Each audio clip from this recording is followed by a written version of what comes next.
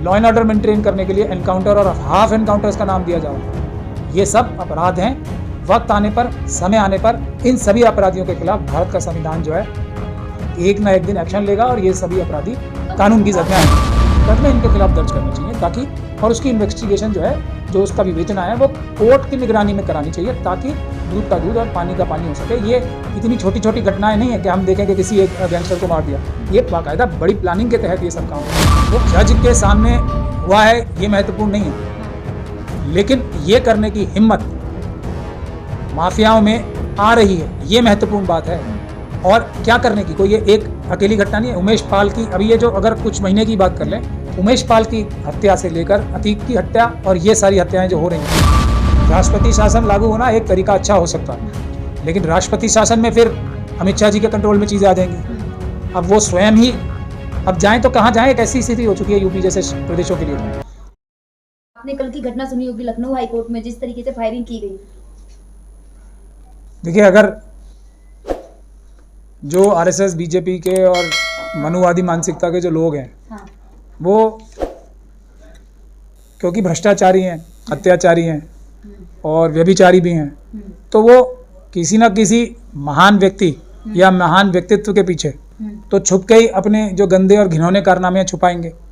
इसीलिए बार बार राम राज की बात करते हैं, लेकिन असल में वो उस राज को बदनाम करने जैसी बात है। मतलब कि क्या जिस राज में अभी आप लोगों ने देखा, आपने तो कोर्ट में हत्या की बात बताई, ये तो कभी भी किसी भी हालत में रामराज नहीं हो सकता था, लेकिन अपने फायदे के लिए किसी को भी बदनाम करने, किसी का भी मिसयूज करने से नहीं रुकेंगे। यूपी पुलिस की लॉ एंड ऑर्डर की सबसे बड़ी एग्जांपल, जो लेटेस्ट एग्जांपल है, वो ये है कि पुलिस को अपने 2 नंबर के घटिया और क्राइम कराने के लिए योगी जी की सरकार और योगी जी स्वयं किस हद तक पुलिस का स्टैंडर्ड ले आए हैं। अपने गलत काम कराने के लिए पुलिस को जब गलत काम के लिए बोला जाता है तो वो निरंकुश होती है। तो एक पुलिस का सीओ लेवल का अधिकारी एक महिला को वीडियो कॉलिंग करके, और जो रिपोर्ट्स आ रही हैं, निर्वस्त्र स्वयं होके उसको धमका रहा था कि तुम मेरे पास आओ, नहीं तो मैं तुम्हारे खिलाफ मुकदमा दर्ज कर दूंगा। ये क्या इसको रामराज कहना चाहते हैं योगी आदित्यनाथ जी, जो राम के मानने वाले हैं, जो राम की उपासना करने वाले हैं? ये तो उन लोगों को दर्द और तकलीफ ज़्यादा होनी चाहिए, उनको योगी जी के खिलाफ कानूनी कार्रवाई करनी चाहिए, आरएसएस और बीजेपी के खिलाफ कानूनी कार्रवाई करनी चाहिए कि इतनी एक आराध्य, जो करोड़ों लोगों के आराध्य एक जो हैं, उनके बारे में इस प्रकार से क्यों नाम गलत इस्तेमाल किया जा रहा है। तो ये है उनकी असलियत। लेकिन एक तरफ कहा जाता है यूपी गुंडा मुक्त राज बन गया है, लेकिन उसी के साथ साथ उमेश पाल हत्याकांड हो या फिर कई ऐसी घटनाएं हो चुकी हैं। अतीक अहमद की घटना देख लीजिए, पुलिस की सिक्योरिटी में गोली मार दी गई। तो मैं वही तो कह रहा हूँ ना, ये जो गुंडा मुक्त भी कहा जा सकता है इसे, हाँ।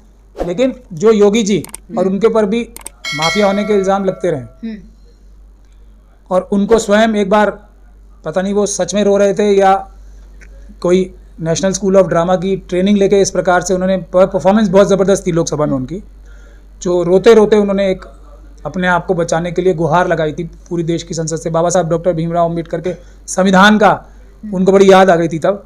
तो उस समय भी और आज भी उनका, और स्वयं फिर अपने ऊपर से इतने सारे मुकदमे वापस लिए, तो लेकिन उनके ऊपर भी एक माफिया होने के इल्ज़ाम लगते रहे पहले। तो अब क्या हुआ है कि एक प्रकार के माफिया, जो एक समुदाय के माफिया हैं, उनको छोड़ के बाकी सभी समुदाय के माफियाओं को ख़त्म किया जा रहा है। तो और उसका इस्तेमाल कौन कर रहे हैं? वो अपनी पुलिस का नाजायज़ फ़ायदा उठा के पुलिस द्वारा ये आपराधिक घटनाएं कराई जा रही हैं, या तो पुलिस द्वारा या पुलिस की संलिप्तता के साथ या पुलिस की प्रोटेक्शन के साथ। तो मैं वही कह रहा हूँ, एक मिनट सुनिए।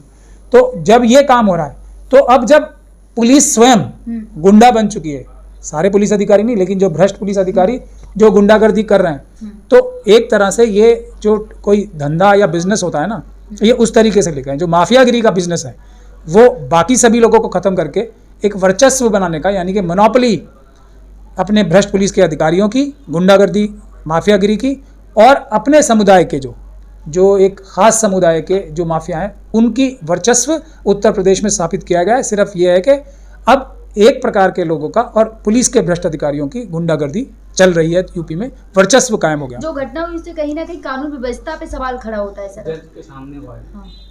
नहीं, जज के सामने हुआ है ये महत्वपूर्ण नहीं है। हाँ। लेकिन ये करने की हिम्मत माफियाओं में आ रही है, ये महत्वपूर्ण बात है। और क्या करने की, कोई ये एक अकेली घटना नहीं है। उमेश पाल की, अभी ये जो अगर कुछ महीने की बात कर लें, उमेश पाल की हत्या से लेकर अतीक की हत्या और ये सारी हत्याएं जो हो रही हैं, ये एक साजिश के तहत, जिसमें केंद्र के बीजेपी के जो बड़े बड़े नेता हैं जो प्रधानमंत्री की दौड़ में, और योगी जी खुद जो स्वयं प्रधानमंत्री की दौड़ में, उनकी भी राइवलरी का नतीजा है। और यूपी में एक प्रकार का माफियागिरी का वर्चस्व बनाने की जो कार्रवाई हो रही है, जिसको लॉ एंड ऑर्डर मेंटेन करने के लिए एनकाउंटर और हाफ एनकाउंटर्स का नाम दिया जा रहा है, ये सब अपराध हैं। वक्त आने पर, समय आने पर इन सभी अपराधियों के खिलाफ भारत का संविधान जो है एक ना एक दिन एक्शन लेगा और ये सभी अपराधी तो कानून की जद में आएंगे। संविधान एक्शन लेगा तो क्या आप क्या कहना चाहते हैं, क्या यूपी में राष्ट्रपति शासन लागू हो जाए? राष्ट्रपति शासन लागू होना एक तरीका अच्छा हो सकता है, लेकिन राष्ट्रपति शासन में फिर अमित शाह जी के कंट्रोल में चीजें आ जाएंगी।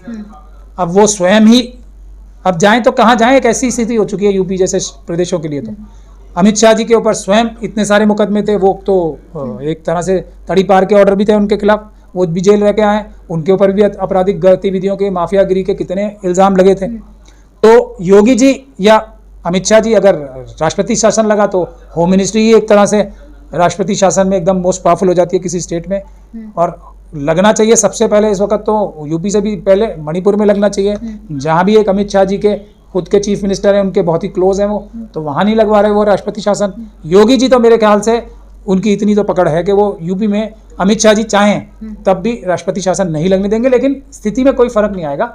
ये है कि अभी एक प्रकार के माफिया, एक समुदाय के माफिया हैं, फिर एक दूसरे समुदाय के माफिया आके वो वर्चस्व बनाने की कोशिश करेंगे। लेकिन ज़रूरत इस बात की है कि इन सभी अधिकारियों को, इन सभी जो राजनीतिज्ञ हैं, उनके खिलाफ कुछ मजबूत लोगों को या कुछ मजबूत वकीलों को मिलकर आपराधिक मुकदमे इनके खिलाफ दर्ज करने चाहिए, ताकि और उसकी इन्वेस्टिगेशन जो है, जो उसका विवेचना है, वो कोर्ट की निगरानी में करानी चाहिए, ताकि दूध का दूध और पानी का पानी हो सके। ये इतनी छोटी छोटी घटनाएं नहीं है कि हम देखें कि किसी एक गैंगस्टर को मार दिया, ये बाकायदा बड़ी प्लानिंग के तहत ये सब काम हो रहे हैं। वो अनर्थ होना जरूरी है कि क्या इसके पीछे असली साजिश है। क्योंकि अब तक सर हमने कितनी भी घटनाएं सुनी तो कोर्ट के अंदर नहीं होता है, बाहर अगर घटनाएं होती हैं, कहीं अगर एनकाउंटर भी होता है तो कोर्ट के बाहर होता है, ये कोर्ट के अंदर की घटना है।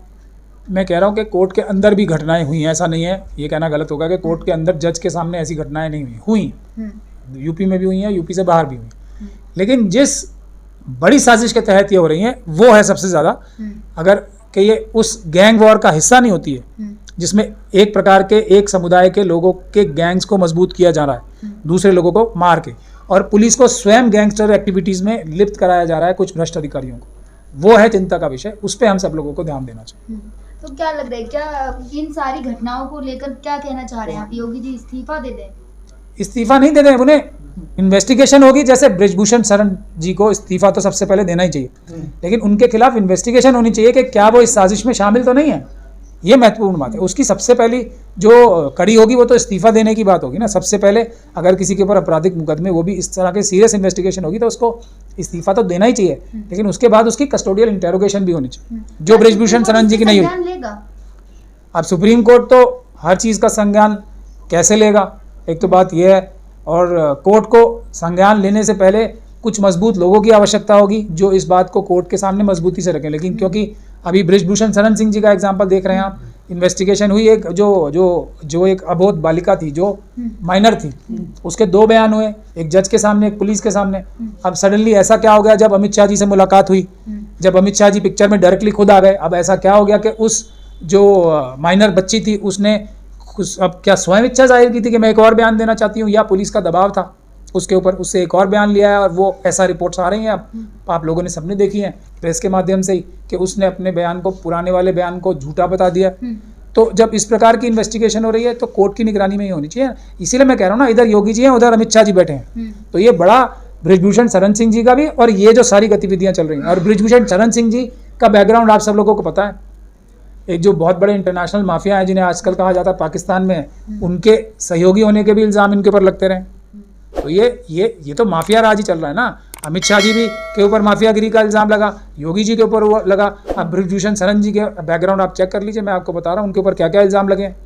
और वो अपने आप को बाहुबली बड़े उससे बताते हैं, और अपने आप को साबित भी कर रहे हैं ना, वो तो कोर्ट से भी बड़े बाहुबली हो रहे हैं। पूरी इन्वेस्टिगेटिंग एजेंसी दिल्ली पुलिस उनके खिलाफ, एक मुझे लगता है, और मेरी ये शास्त्री जी की तरह नहीं, बल्कि एक इन्फॉर्म्ड गेस है मेरा ये कि बृजभूषण शरण जी को छुड़वाने के लिए ये चार्जशीट फाइल होगी, उनको उनके अपराधों को उजागर करने के लिए नहीं होगी।